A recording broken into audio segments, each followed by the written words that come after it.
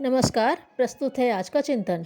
मनुष्य को अपने दृष्टिकोण एवं क्रियाकलाप को इस प्रकार विनिर्मित विकसित करना पड़ता है जिससे स्नेह, सद्भाव, सहयोग का वातावरण बने, असंतोष, विग्रह एवं दंड की स्थिति न बने।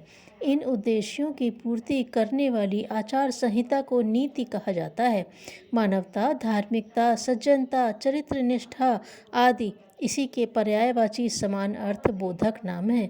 समाजशास्त्री इसी को नागरिकता की जिम्मेदारी कहते हैं।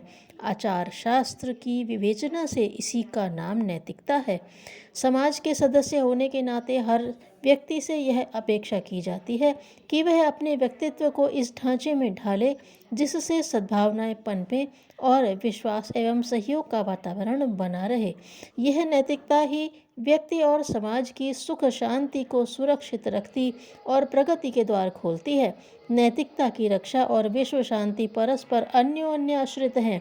उज्जवल भविष्य की आशा इसी आधार पर की जा सकती है कि लोग नीतिवान बनने की आवश्यकता और महत्व सच्चे मन से स्वीकार करें।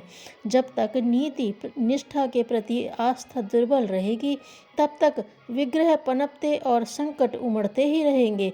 गुत्थियों का एक सिरा जब तक सुलझ न पाएगा तब तक दूसरा उलझकर नया सिरदर्द खड़ा करने लगेगा। जनमानस में नीति निष्ठा के प्रति आदर और उत्साह होने का एक कारण तो मनुष्य में अपनी स्वार्थपरता, उच्च श्रृंखलता और मानवीय आदर्शों के प्रति उपेक्षा की वृत्ति का होना है। अनीति का सहना एवं समर्थन करना भी एक प्रकार से अर्ध अनैतिकता अपना लेने के समतुल्य है। एक स्थिति यह भी होती है कि सहयोग समर्थन तो नहीं किया जाता पर विरोध में जबान नहीं खोली जाती। फलतः अनाचारी उस ओर से कोई खतरा उत्पन्न न होने के संबंध में निश्चिंत रहते हैं और अनीति बरतने का दुस्साहस यथावत बनाए रहते हैं।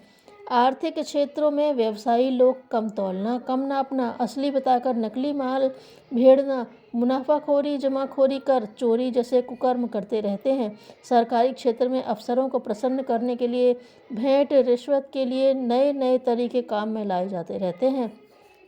धर्म के नाम पर ठगने वालों का एक विशेष वर्ग है।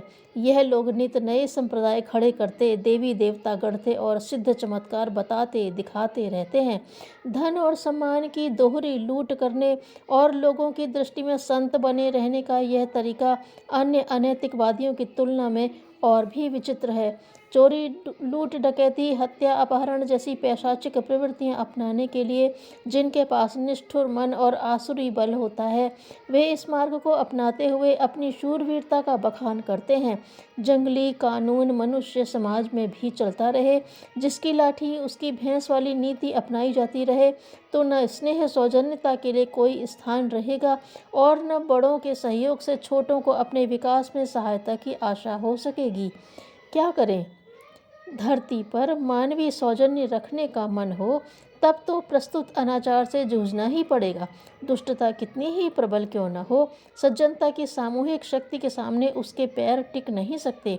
उसके प्रतिरोध में हमें एकजुट होकर क्रियाशील होने से ही महान मानवता की परंपराओं का, नीतिमत्ता का जीवंत रह सकना संभव होगा। जो व्यक्ति इस काम में अपने साधन, बुद्धि, प्रतिभा को नियोजित करते हैं वे ही सच्चे अर्थों में शूरवीर कहलाने के अधिकारी हैं।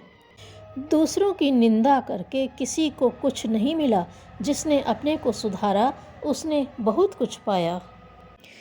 धन हो और विद्या न हो तो जड़ता से मिलकर धन विनाश का हेतु बन जाता है। धन्यवाद।